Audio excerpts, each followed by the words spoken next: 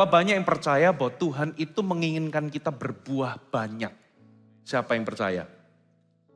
Bahkan dalam kitab Kejadian, salah satu perintah Tuhan kepada manusia ketika Tuhan itu memberkati manusia adalah beranak cuculah. Pergilah beranak cuculah. Berbuahlah banyak dan berlipat gandalah. Dengan kata lain dalam bahasa Inggris dikatakan be fruitful and multiply. Penuhilah bumi, beranak cuculah. Berbuahlah dan berlipat gandalah. Katakan berbuah dan berlipat ganda. Memang di dalam terjemahan bahasa Indonesia, diterjemahkan kata multiply itu diterjemahkan dengan kata beranak cucu. Tapi saya percaya bukan hanya beranak cucu yang Tuhan itu maksudkan. Karena di samping itu ada perintah untuk penuhilah bumi dan taklukkanlah itu. Jadi ini berbicara tentang bagaimana Tuhan memanggil kita untuk berbuah bagi kerajaannya. Apapun yang Tuhan percayakan dalam kehidupan kita. Entahkah itu kehidupan rohani, entahkah itu di dalam pelayanan, pekerjaan Tuhan. Tuhan ingin kita berlipat ganda, berbuah dan bermultiplikasi, berbuah banyak bagi kerajaannya. Katakan amin. Tapi seringkali Bapak Ibu, kita itu berbuah hanya di musim-musim tertentu. Kita hanya berbuah ketika segala sesuatunya berjalan dengan baik. Kita hanya berbuah hanya ketika segala sesuatunya itu baik-baik saja. Itu sebabnya kita akan belajar dari seorang yang bernama Ishak, bagaimana dia bisa berbuah justru di waktu yang sangat sulit. Dan ada 3 prinsip yang kita bisa pelajari dari kehidupan Ishak, dan kita bisa berbuah di dalam kerohanian kita, dalam segala hal yang Tuhan percayakan dalam kehidupan kita. Amin. Coba kita buka sama-sama Kejadian pasal yang ke-26, kita baca ayat yang ke-22. Ia pindah dari situ dan menggali sumur yang lain lagi. Tetapi tentang sumur ini mereka tidak bertengkar. Sumur ini dinamainya Rehobot. Dan ia berkata, sekarang Tuhan telah memberikan kelonggaran kepada kita, sehingga kita dapat beranak cucu di negeri ini. Katakan beranak cucu. Nah, Bapak Ibu, saya akan bacakan versi bahasa Inggrisnya. New King James. Kata Tuhan memberikan kelonggaran kepada kita sehingga kita beranak cucu itu diterjemahkan dengan begini. For now the Lord has made room for us and we shall be fruitful in the land. Kita akan berbuah atau fruitful in the land. Terjemahan yang lain kata fruitful ini diterjemahkan dengan kata-kata for now the Lord has made room for us and we shall be prosperous in the land. Prosperous itu berarti berhasil. Versi yang lain lagi, Contemporary English Version dikatakan begini. The Lord had given them room and will make them very successful. Ada kata successful. Alkitab terjemahan lama. Saudara, saya suka membandingkan supaya kita bisa mendapatkan rema atau pengertian. Sekarang diberi Tuhan keluasan akan kita, maka boleh kita bertambah-tambah di dalam negeri. Katakan bertambah-tambah. Satu versi lagi ya, versi mudah dibaca. Berbunyi demikian. Sekarang Tuhan telah menemukan tempat untuk kita. Kita akan berkembang dan berhasil di tempat ini. Jadi saudara, Kejadian 26 ini menceritakan tentang apa yang dialami oleh Ishak setelah kematian ayahnya itu Abraham. Dan Abraham itu telah memberikan warisan kepada anaknya. Lalu apa yang terjadi? Singkat cerita, nanti kita akan baca lebih detailnya. Tuhan itu memberkati Ishak begitu rupa. Tapi Ishak itu dalam kondisi mengalami kelaparan atau pada masa kelaparan di tanah Kanaan pada waktu itu. Lalu apa yang terjadi? Karena Tuhan memberkati Ishak, saudara, apapun yang dia lakukan itu dibuat Tuhan itu berhasil. Namun, gara-gara keberhasilan, gara-gara berkat Tuhan dalam hidupnya, orang-orang Filistin pada waktu itu iri atau cemburu kepada dia. Nah, satu kali dia itu di masa kelaparan, masa kekeringan, dia ini ingin menggali sumur-sumur warisan milik ayahnya yang diberikan kepada dia. Ketika dia gali yang pertama, direbut oleh orang Filistin. Dinamai tempat itu Esek, yang artinya permusuhan. Lalu yang kedua di Sitna, direbut lagi. Lalu yang ketiga barulah, saudara, Tuhan itu dikatakan memberikan kelonggaran karena orang Filistin tidak bertengkar lagi dengan dia. Lalu sumur ini dinamakan Rehobot. Lalu disitulah, saudara, Ishak itu mengeluarkan statement iman atau pernyataan iman. We shall be, atau Tuhan itu telah memberikan kita ruang yang lapang.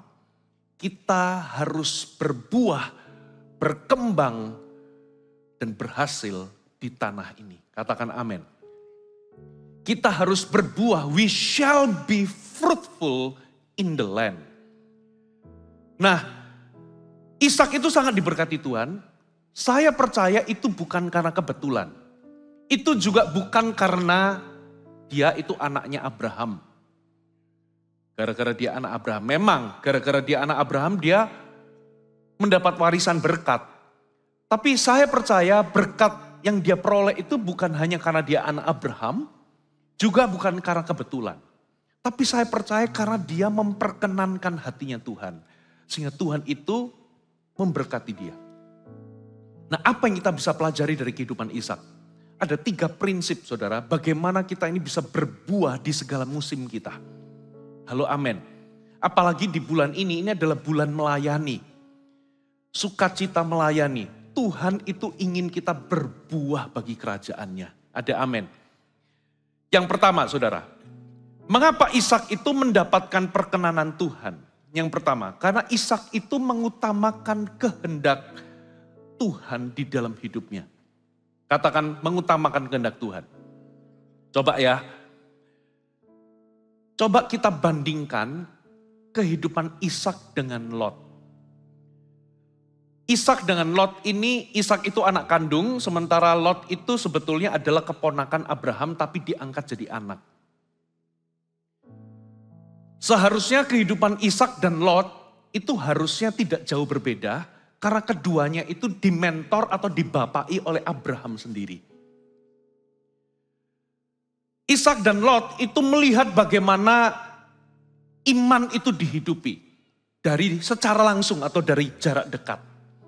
Seharusnya Ishak dan Lot itu kehidupannya tidak jauh berbeda.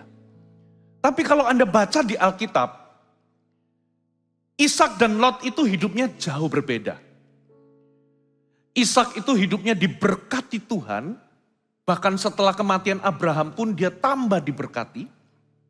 Sementara Lot kita tahu dia mengalami tragedi. Dia kehilangan semua yang dia miliki, dia kehilangan istrinya, dia termasuk kehilangan, saudara, anak-anaknya itu juga gak beres. Pertanyaannya, kenapa kok hidup mereka berbeda? Jawabannya sederhana, saudara. Perbedaan utama itu terletak kepada pilihan dan keputusan yang mereka buat. Ternyata pilihan dan keputusan yang mereka buat itu berpusat kepada, apakah itu berpusat kepada Tuhan atau kepada dirinya sendiri. Itulah perbedaan utamanya. Coba kita belajar ya. Pertama, kita belajar dari, kita coba lihat kehidupan Lot. Kejadian 13 ayat 10 sampai 13. Ketika dia itu mau pisah sama Abraham, coba apa yang dilakukan Lot? Kejadian 13 ayat 10 sampai 13. Lalu Lot melayangkan pandangnya dan dilihatnyalah bahwa seluruh lembah Yordan banyak airnya. Seperti taman Tuhan, seperti tanah Mesir sampai ke Soar. Hal itu terjadi sebelum Tuhan memusnahkan Sodom dan Gomora. Ayat 11, sebab itu Lot memilih baginya. Coba lingkari kata-kata memilih baginya, katakan sama-sama, Lot memilih baginya. Seluruh lembah Yordan itu lalu ia berangkat ke sebelah timur dan mereka berpisah. Abraham menetap di tanah Kanaan, tetapi Lot menetap di kota-kota lembah Yordan dan berkemah dekat Sodom. Adapun orang Sodom, reputasinya itu dikatakan sangat jahat dan berdosa terhadap Tuhan. Coba perhatikan kata-kata Lot itu memilih baginya menurut apa yang dipandangnya baik. Jadi dengan kata lain, ketika ada keputusan atau pilihan yang penting dalam hidupnya, kita bisa tahu bahwa seseorang itu mengutamakan Tuhan, kehendak Tuhan atau tidak, itu bisa dilihat dari pilihan dan keputusannya. Sama sekali nggak pernah ditulis, Lot itu bertanya kepada Tuhan kemana dia harus melangkah. Tapi yang dilakukan Lot adalah dia memilih bagi dirinya sendiri, menurut berdasarkan apa yang dipandang baik. Dari sini kita bisa tahu ternyata Lot itu memilih sebuah tempat yang subur tapi sama sekali nggak mempertimbangkan perasaan Tuhan. Dia memilih sebuah tempat yang kita tahu reputasinya sangat berdosa di hadapan Tuhan. Dari sini kita bisa tahu bahwa Lot itu tidak mengutamakan kerohaniannya. Dia sama sekali tidak mempertimbangkan kira-kira keputusan Tuhan seperti apa. Tuhan berkenan enggak? Aku tinggal di tempat yang reputasinya itu berdosa, sebuah tempat yang rusak kerohaniannya. Sebuah tempat yang rusak secara rohani. Makanya Bapak Ibu, pastikan kalau Anda kirim anak, misalnya kalau sekolah ke luar negeri, pastikan di tempat di mana dia mau bersekolah, itu ada gereja lokal yang kuat, dia dapat komunitas. Katakan amin. Jangan sampai dia itu pergi ke tempat di mana nggak ada komunitas, yang nggak ada unsur kerohaniannya. Lot nggak mempertimbangkan kerohanian sama sekali, nggak mempertimbangkan Tuhan sama sekali. Buktinya apa? Dia memilih tempat yang rusak secara rohani, yang berdosa dan jahat di hadapan Tuhan. Dari situ kita bisa tahu, Lot itu gak pernah mengutamakan Tuhan sebetulnya. Lot juga gak pernah memprioritaskan hubungannya dengan Tuhan. Itu sebabnya dia memilih tempat yang secara lingkungan itu rusak rohaninya. Tapi coba bandingkan dengan Abraham ketika berpisah dengan Lot. Masih di Kejadian 13, tapi kita baca ayat 14 sampai 18. Setelah Lot berpisah daripada Abram, perhatikan, berfirmanlah Tuhan kepada siapa? Abram. Lingkari kata berfirmanlah Tuhan kepada Abram. Pandang sekelilingmu, lihat dari tempat engkau berdiri ke timur dan barat, utara dan selatan. Sebab seluruh negeri yang kau lihat itu akan kuberikan kepadamu. Dan kepada keturunanmu untuk selama-lamanya. Dan aku akan menjadikan keturunanmu seperti debu tanah banyaknya. Sehingga jika seandainya ada yang dapat menghitung debu tanah, keturunanmu akan dapat dihitung juga. Bersiaplah, jalanilah negeri ini. Negeri itu menurut panjang dan lebarnya, sebab kepadamulah kuberikan negeri itu. Sesudah itu Abram memindahkan kemahnya dan menetap di dekat pohon-pohon tarbantin di Mamre, dekat Hebron. Lalu didirikannya mesbah di situ bagi Tuhan. Dikatakan Abraham memindahkan tempat tinggalnya atau kemahnya ke tempat yang Tuhan tunjuk kepada dia. Makanya diawali dengan Tuhan berfirman kepada Abram. Bedanya di mana saudara? Lot memilih baginya menurut apa yang dia pandang baik. Tapi Abram memilih menurut firman Tuhan atau apa kata Tuhan kemana dia harus melangkah. Bapak Ibu, siapa yang rindu berbuah bagi kerajaan Allah? Siapa yang rindu Anda mendapatkan atau mendapatkan kelonggaran dan Anda bisa berbuah? Ingat, kata berbuah di sini bukan tentang beranak cucu saja. Kata berbuah di sini, itu ada kata fruitful, ada kata increase, ada kata prosper, ada kata successful. Tuhan ingin kita berlipat ganda. Halo amin. Kalau Anda ingin berlipat ganda, bertambah-tambah dalam kehidupan Anda, utamakan Tuhan. Nah, sekarang kita coba lihat. Rupa-rupanya Ishak ini belajar dari Abraham. Saudara, dalam Kejadian 26, ayat pertama dikatakan begini. Coba kita baca ya, Kejadian 26 ayat 1 sampai 6. Maka timbullah kelaparan di negeri itu. Ini bukan kelaparan yang pertama yang telah terjadi dalam zaman Abraham. Berarti ada dua masa kelaparan. Kelaparan yang pertama adalah pada zaman Abraham. Kelaparan kedua adalah ketika Abraham sudah meninggal, yaitu pada zaman Ishak. Lalu dikatakan ayat 2, lalu Tuhan menampakkan diri kepadanya serta berfirman, janganlah pergi ke Mesir, diamlah di negeri yang akan kukatakan kepadamu. Tinggallah di negeri ini sebagai orang asing, di mana ini di Kanaan, di negeri orang Filistin. Maka aku akan menyertai engkau dan memberkati engkau, sebab kepadamulah dan kepada keturunanmu akan kuberikan seluruh negeri ini. Berarti ini adalah tanah perjanjian. Dan aku akan menepati sumpah yang telah kuikrarkan kepada Abraham ayahmu. Aku akan membuat banyak keturunanmu seperti bintang di langit.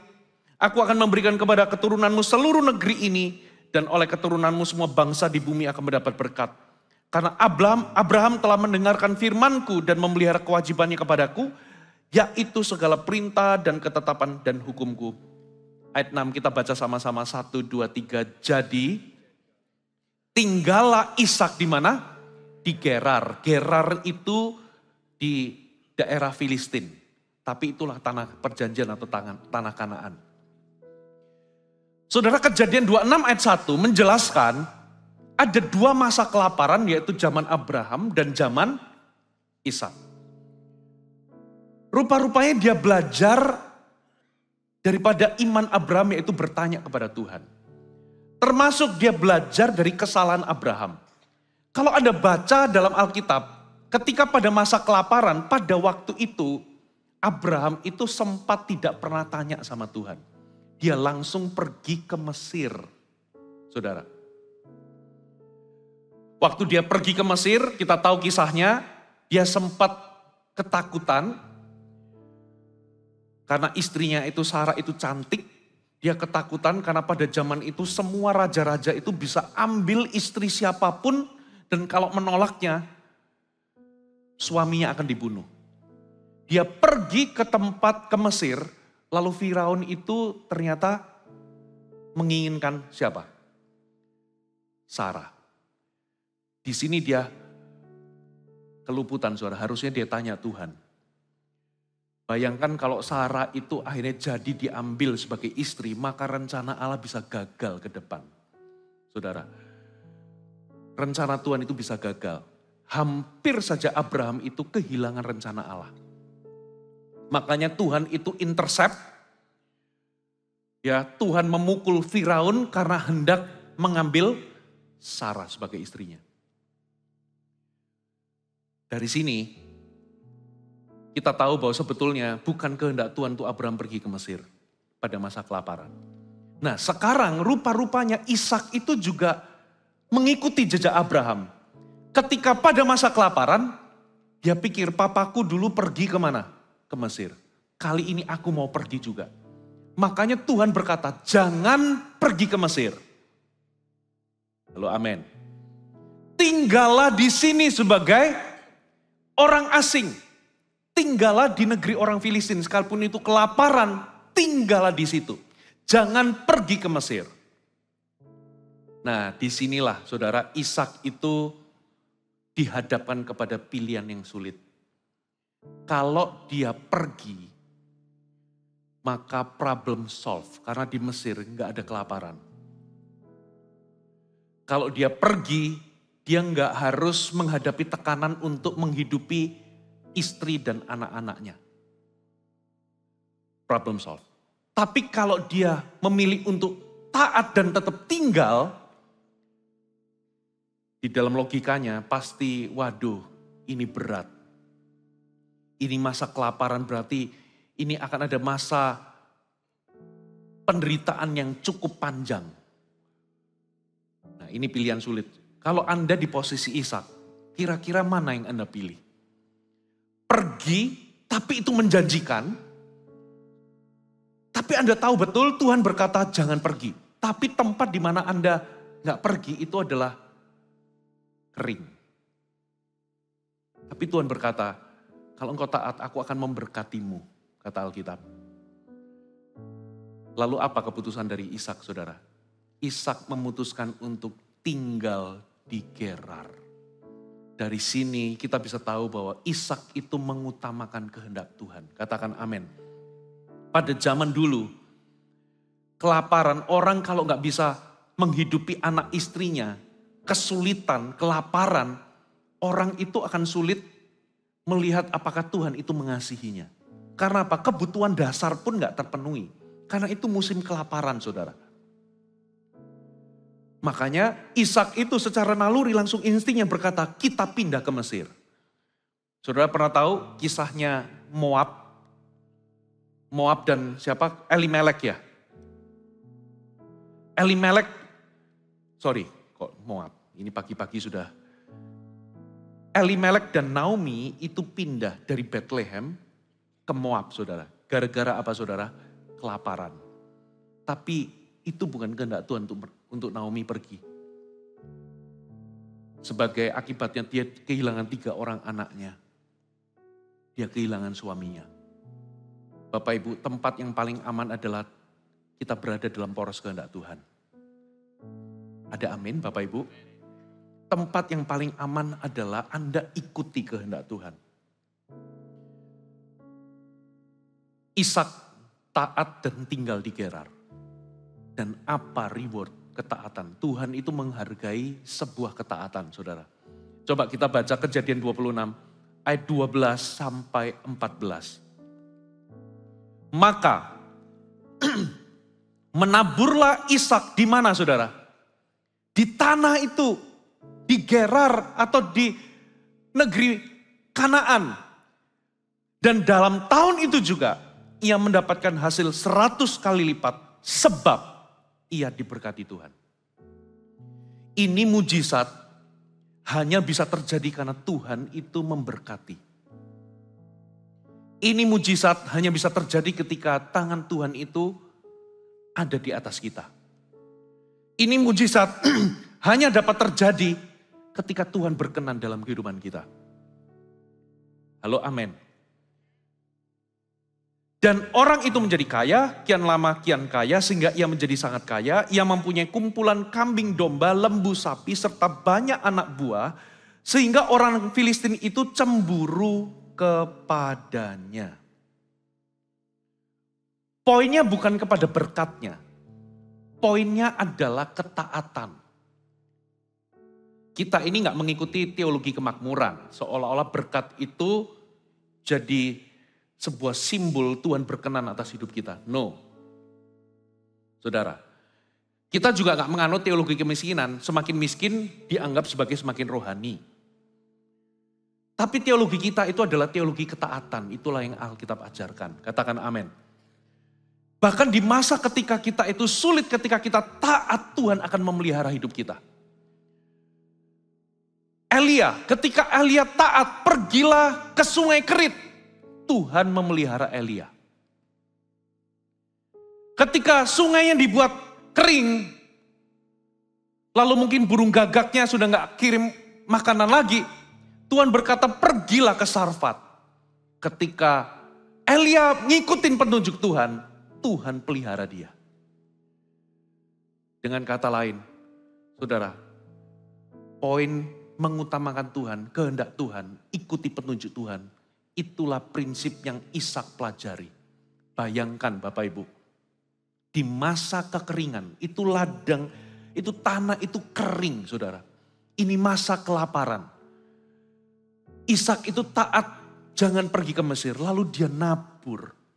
Dan waktu dia nabur, tahun itu juga dia mendapatkan tuaian 100 kali lipat. Ini kalau bukan Tuhan, gak mungkin. Kalau bukan Tuhan yang memberkati, sia-sialah kita membangun rumah. Kalau bukan Tuhan yang mengawal kota, sia-sialah kita ini berjaga-jaga sampai malam. Yang setuju katakan amin. Kalau bukan Tuhan, siapa lagi?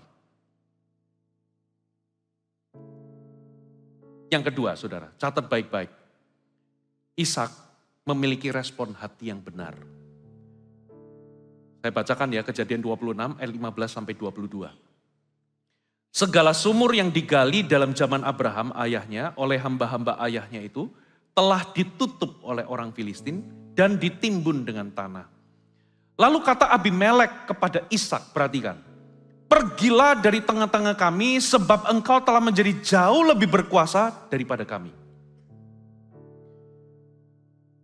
Jadi Ishak itu begitu diberkati, sampai-sampai Ishak itu dikatakan karena dia memperoleh banyak ternak, apa yang dia tabur itu dia mendapatkan tuaian 100 kali lipat. Bahkan Alkitab katakan tadi dia mendapatkan banyak anak buah. Dia itu jadi jauh lebih berkuasa daripada Abimelek penguasa tempat itu. Lalu apa yang terjadi? Dia diperlakukan gak adil, dia diusir. Dikatakan begini, jadi pergilah Ishak dari situ dan berkemahlah ia di lembah Gerar dan ia menetap di situ. Kemudian Ishak menggali kembali sumur-sumur yang digali dalam zaman Abraham ayahnya dan yang telah ditutup oleh orang Filistin sesudah Abraham mati. Disebutkannya nama-nama sumur itu menurut nama-nama yang diberikan oleh ayahnya. Ketika hamba-hamba Ishak menggali lembah itu, mereka mendapati di situ mata air yang berbual-bual airnya. Lalu bertengkarlah para gembala Gerar dengan para gembala Ishak. Kata mereka, air ini kepunyaan kami. Dan Ishak menamai sumur itu Esek karena mereka bertengkar dengan dia di sana. Kemudian mereka menggali sumur yang lain. Dan mereka bertengkar juga tentang itu. Maka Ishak menamai sumur itu Sitna. Ia pindah dari situ dan menggali sumur yang lain lagi. Coba saudara kasih bold kata-kata, ia pindah dari situ dan menggali sumur yang lain lagi. Nanti saya jelaskan arti ayat ini. Tetapi tentang sumur ini mereka tidak bertengkar. Sumur ini dinamainya Rehobot. Dan ia berkata, sekarang Tuhan telah memberikan kelonggaran, keluasaan atau tempat yang luas kepada kita. Sehingga kita dapat berbuah atau beranak cucu di negeri ini. Nah perhatikan saudara, Ishak itu begitu diberkati Tuhan, ya apa yang dia tabur mendapatkan hasil, kambing, lembu, dombanya itu bisa dapat makanan dan minuman yang cukup sehingga tambah banyak, lalu dia mendapatkan banyak anak buah. Rupa-rupanya ini membuat orang-orang Filistin dan penguasa daerah itu cemburu kepada dia. Kenapa saudara? Karena orang Filistin itu menabur benih yang sama di tanah yang sama tapi gak ada hasil. Karena kekeringan. Sehingga ternak-ternak mereka gak dapat cukup air dan gak dapat cukup makanan. Sementara kalau mereka lihat Ishak, tambah diberkati Tuhan. Tambah berhasil, tambah berkembang dalam kehidupannya. Orang-orang Filistin jadi cemburu. Lalu apa yang dilakukannya? Yang pertama, Abimelek mengusir Ishak. Katakan mengusir Ishak. Apa respon Ishak? Ishak mengalah. Dikatakan Ishak itu enggak, walaupun dia jauh lebih berkuasa, dia bisa enggak perang? Bisa saudara. Dia bisa nggak mempertahankan tempat di mana dia tinggal? Bisa. Tapi dikatakan dia pergi. Maka sampai ke tempat yang namanya di lembah atau di Gerar. Bapak Ibu, respon Ishak pertama adalah mengalah. Waktu dia diusir. Lalu begitu dia sampai ke tempat-tempat di mana ada sumur yang merupakan warisan dari ayahnya kepada dia gali itu sumur, saudara. Waktu dia gali, air berbual-bual. Coba lihat saya. Pertanyaannya, kenapa sumur itu ditutup oleh orang Filistin? Sederhana, karena itu sumur sudah tidak lagi ada airnya. Kalau memang itu ada airnya, sudah dibuka dari lama. Tapi anehnya begitu dibuka sama Ishak, air bisa muncul kemana-mana. Disinilah saya tahu saudara, bukan lokasi yang membuat kita untung. Bukan lokasi yang membuat kita itu diberkati. Tapi perjanjian kita dengan Tuhan. Kalau kita ini taat kepada Tuhan, ada penyertaan Tuhan kemanapun kita pergi. Katakan amin. Saudara, bisa aja loh. Saudara itu buka usaha di tempat yang enggak secara place-nya itu enggak masuk hitungan, tapi kan ada tangan Tuhan memberkati hidup Anda. Tuhan bisa memberkati Anda. Katakan amin. Bisa aja, kalau Anda itu taat, Anda bisa pergi atau Anda bisa ada di dalam sebuah CG, katakan CG. CG-nya ini adalah CG luar biasa. Seperti kayak sekolah luar biasa. Pujian penyembahan gak ada yang sama kuncinya. Gitu ya.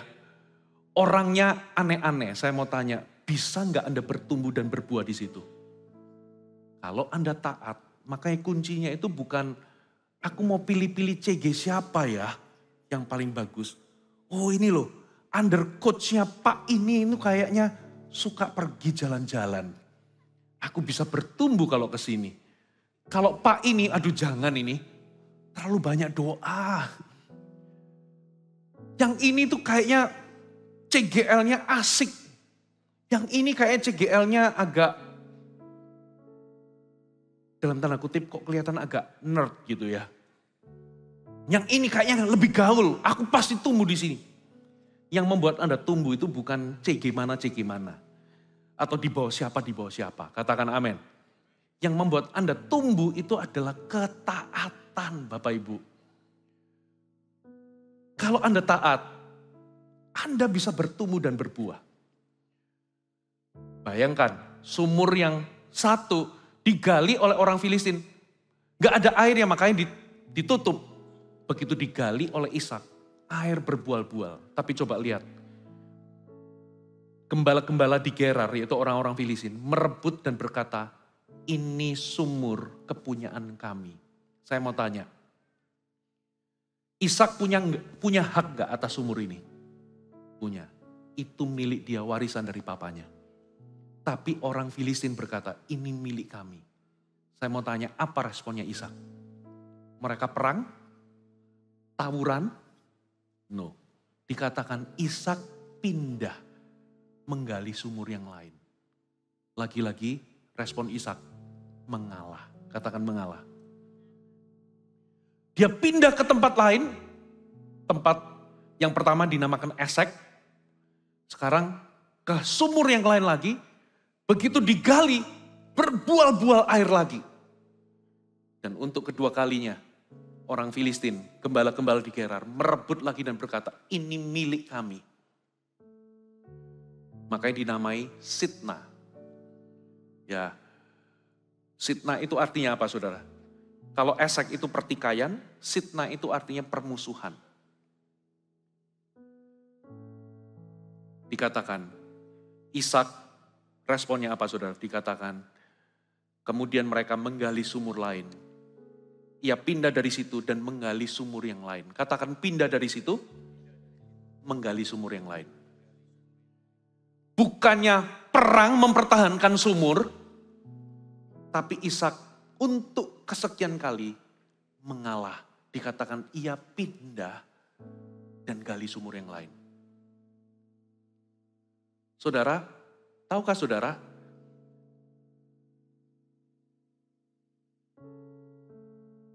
Apa yang membedakan respon seseorang ketika dia diperlakukan gak adil atau di masa pencobaan? Yang membedakan itu adalah apakah seseorang itu punya Tuhan atau enggak. Respon kita itu sangat tergantung apakah kita ini punya Tuhan atau tidak dalam hidup kita. Dengan kata lain, orang itu bisa memperlakukan saudara dengan tidak adil. Orang bisa mengambil hak saudara. Saya ulangi. Orang bisa mengambil hakmu Tapi saya mau katakan kalau responmu benar, saudara itu tidak pernah kehilangan berkat. Katakan amin. Orang bisa memperlakukanmu gak adil, mengambil porsimu, tapi kalau respon Anda benar, saudara sebetulnya tidak akan pernah kehilangan berkat. Kenapa saudara? Karena Anda punya Tuhan, Anda di sisi Tuhan. Tapi kalau Anda respon Anda salah dan Anda kehilangan perkenanan Tuhan, Anda kehilangan Tuhan, jangan harapkan ada berkat penyertaan di situ. Halo, amin. Saudara nggak pernah kehilangan berkat. Ini responnya Ishak. Dia mengalah. Kenapa dia mengalah? Dia nggak mau ribut-ribut. Dia pengen damai. Kenapa dia milih mengalah? Karena dia punya Tuhan. Amin saudara. Orang yang punya Tuhan. Nggak bisa saudara. Anda nggak bisa kalahkan orang yang punya Tuhan. Coba bayangkan, dia diusir sama Abimelek. Dia gali sumur, berbual-bual, direbut. Gali sumur lagi, dirampas. Dia gali sumur lagi, tetap air berbual-bual. Katakan amin. Makanya ajari orang Kristen itu nggak usah kejar berkat, saudara. Jangan kejar berkat. Karena apa? Karena orang Kristen itu ditentukan untuk dikejar sama berkat.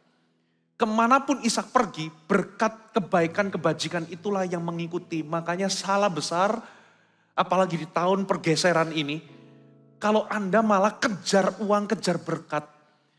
Kalau ada sesuatu yang perlu Anda kejar, adalah Tuhan. Katakan amin.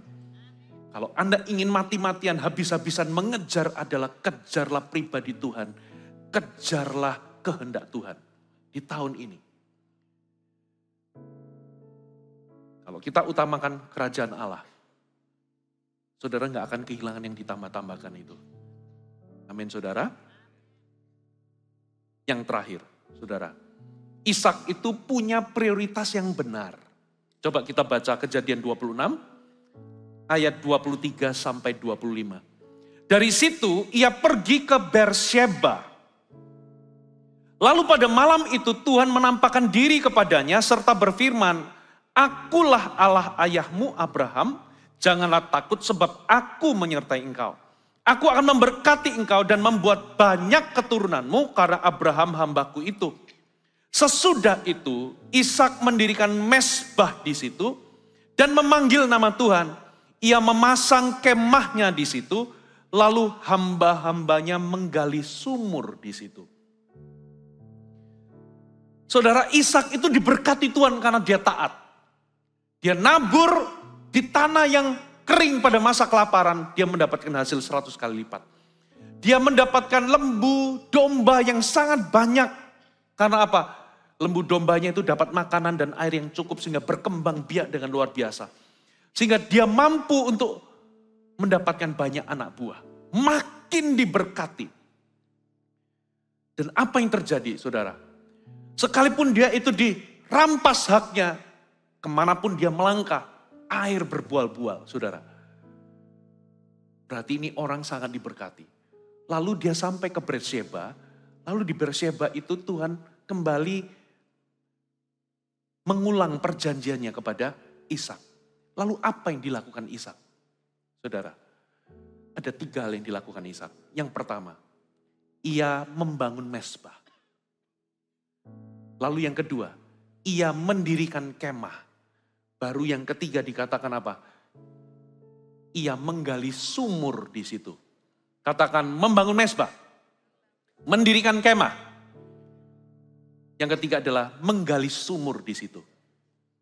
Apa maksud dari ketiganya ini? Yang pertama, membangun mezbah itu artinya itu kehidupan doa kita, penyembahan kita atau hubungan kita kepada Tuhan. Karena dengan membangun mezbah, ia bisa memanggil nama Tuhan di situ, nama Yahweh di situ. Yang kedua, mendirikan kemah itu mewakili kehidupan keluarga kita. Mewakili hubungan-hubungan kita. Menggali sumur itu berarti menandakan tentang penghidupan atau mata pencaharian kita. Jadi ternyata respon Ishak ketika dia itu diberkati atau berhasil, itu dia pertama-tama adalah membangun mezbah, mendirikan kemah, dan baru gali sumur. Orang ketika dia sukses diberkati, biasanya prioritas hidupnya itu biasanya kebalik-balik. Tapi tidak dengan Ishak. Kenapa banyak orang itu nggak bisa dipercayakan keberhasilan sama Tuhan? Sederhana. Karena banyak orang nggak tahan sama keberhasilan. Yang pertama, Ishak itu bangun mezbah. Itu bicara tentang hubungannya dengan Tuhan. Dia bangun di situ. Dia nggak mengizinkan apapun atau siapapun mengambil porsi ini. Biasanya orang kalau lagi sukses, lagi diberkati, lupa sama Tuhan, saudara. Dia nggak lagi utamakan Tuhan, nggak lagi kejar Tuhan. Ya, biasanya begitu ditanya kenapa kok nggak melayani, sibuk. Kenapa kok nggak CG, padahal itu penting bagi kerohaniannya, sibuk. Berarti kalau Anda terus berkata sibuk,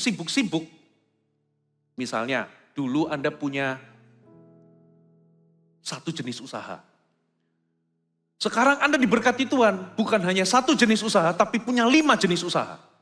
Setelah Anda punya 5 jenis usaha, sudah ke gereja juga sudah mulai jarang-jarang. Nggak lagi committed. Ke CG apalagi. Apalagi di bulan ini ada melayani, sudah nggak ada masuk di kamus melayani Tuhan. Hubungan pribadi dengan Tuhan apalagi. Dan selalu alasannya apa? Kenapa kok nggak ke gereja? Jarang ke gereja, iya sibuk. Punya 5 usaha. Kenapa kok nggak ikut CG, pemuridan? Sibuk. Kenapa kok tidak melayani? Iya sibuk. Kalau Anda terus jawab sibuk, berarti oke lah Tuhan di sorga ngomong gini, aku akan buat dia nggak sibuk lagi. Yang tadinya 5 usaha, dikurangi sama Tuhan. Dari 5 dikurangi jadi 1 lagi. Supaya apa? Nggak sibuk. Siapa yang terus ngomong sibuk? Nanti dibuat nggak sibuk, saudara. Berarti kuncinya di sini apa, saudara? Bapak Ibu, Anda harus setia sama Tuhan. Bangun mezbah. Orang biasanya makin sibuk, makin diberkati, makin banyak usahanya. Justru makin menghilang. Justru ini tuh bicara tentang pelebaran kapasitas. Halo, amin. Bisa nggak Anda berpikir, sekarang aku punya 5 usaha. Aku akan memperlebar kapasitasku demikian rupa. Aku akan jaga hatiku supaya semakin aku banyak usaha, tapi aku masih bisa ke gereja, masih bisa ikut CG, masih bisa ikut kegerakan Tuhan, membangun gereja, memenangkan jiwa, memuridkan orang. Bahkan masih bisa pelayanan double-double di ibadah minggu. Pelayanan itu gak cuma ibadah 1, tapi 1, 2, 3. Double, saudara. Orang itu bisa lihat, ini punya 5 usaha, orang ini sibuknya bukan main. Orang ini profesinya itu pimpinan tingkat tinggi, orang ini CEO, dia ini di luar sana ini public figure, orang yang dicari banyak orang, waktu adalah komoditas yang sangat-sangat berharga. Tapi kok bisa pelayanan itu double 5 kali, double 3 kali, di CG bisa aktif. Di mata Tuhan, orang ini bisa diberkati lebih berarti. Katakan amin. Berarti ini bisa ini diberkati 10 usaha. Kenapa? Dia dikasih 5 usaha aja, dia nggak mengurangi porsi membangun mezbah. Katakan amin. Tapi kalau Anda makin diberkati, makin sibuk, makin nggak muncul di CG, makin jarang ke gereja.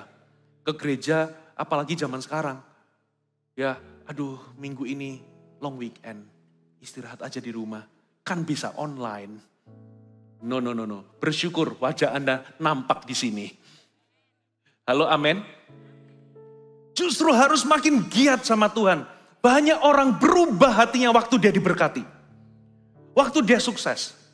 Langsung kebalik-balik prioritasnya. Yang kedua, mendirikan kemah. Berapa banyak orang makin sukses, tapi justru makin gak punya waktu sama istrinya. Gak punya waktu sama pasangannya. Anaknya ngajak main, sudah gak punya waktu lagi. Padahal anak-anaknya masih kecil, butuh mainan sama papanya. Bapak ibu saya, sesibuk-sibuknya. Memang saya mau jujur, kadang kalau pulang anak saya ngajak main, kadang responnya, aduh papa capek, kadang respon begitu. Tapi beberapa menit kemudian saya akan belanin. Dulu main masih pesawat-pesawatan waktu anak cowok saya masih kecil. Sekarang sudah mulai 8 tahun, ini anak terakhir yang sudah 8 tahun. Mainnya itu apa? Setiap hari itu minta ada waktu untuk main karena dia suka sepak bola. Untuk main goalkeeper-goalkeeperan. Main sepak bola kayak gitu. Kadang saya itu sibuknya bukan main, saya akan sempatkan. Minimal itu setengah jam. Minimal setengah jam. Bapak Ibu, Anda makin sibuk harus punya waktu sama keluarga. Halo, amin. Anda punya orang tua. Anda mungkin pergi jauh, Anda sibuk. Bapak Ibu, make the time. Kunjungi orang tua. Jangan takut saudara. Karena apa? Satu kali kalau kita meninggal dunia, masih sisa kok berkatnya.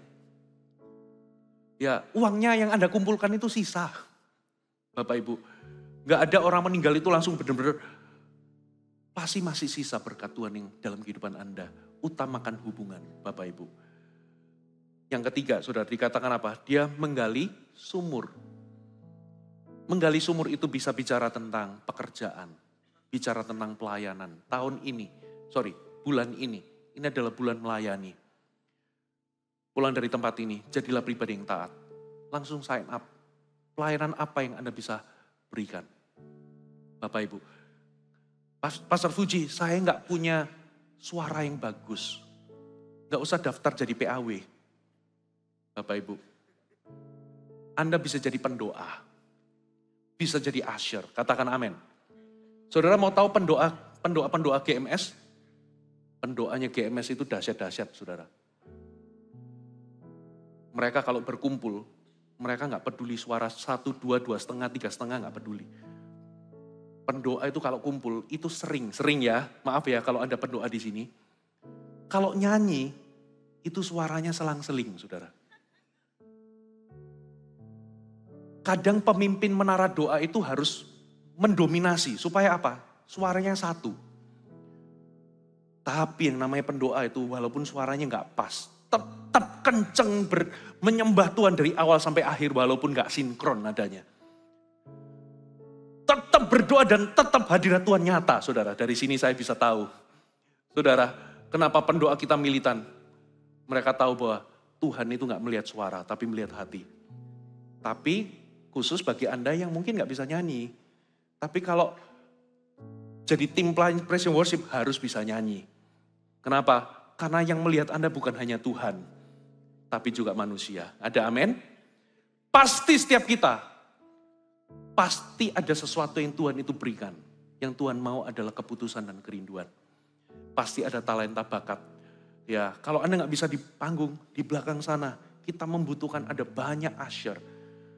Saya mendapatkan informasi, bulan ini, di akhir bulan ini, GMS Surabaya Timur buka 7 kali kebaktian, saudara. Tepuk tangan bagi Tuhan. Berarti butuh lebih banyak usher, butuh lebih banyak tim praise and worship, butuh banyak tim multimedia, butuh banyak tim doa, butuh banyak apa? Macam-macam lah. Kita butuh Anda. Amin. Tutup Alkitab kita. Mari saya undang kita semua bangkit berdiri.